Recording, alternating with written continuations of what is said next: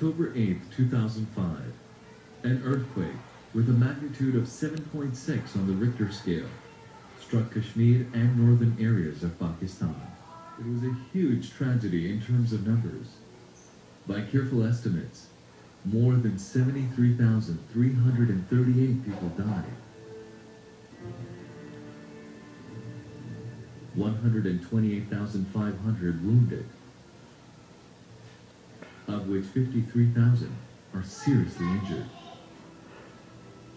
many of them crippled for life. 500,000 families, making up a population of 3.5 million people, are affected. Around 600,000 houses were destroyed or severely damaged. About 6,472 educational institutions and 800 health units turned into rubble. The armed forces immediately took up the challenge and launched Operation Lifeline in the 30,000 square kilometers of the affected areas.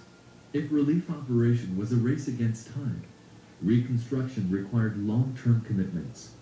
Realizing that the survivors' rehabilitation is a bigger challenge, the President announced to set up Earthquake Reconstruction and Rehabilitation Authority. More than 80 countries and agencies participated and pledged over $6.8 billion for relief and reconstruction. Health services and facilities were badly affected.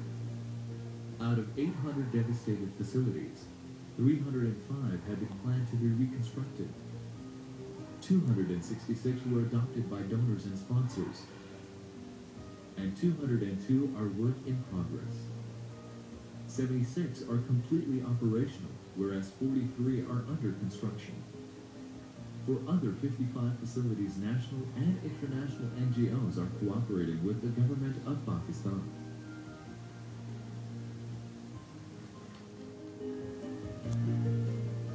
1.5 years after the earthquake, life is returning with small yet confident steps.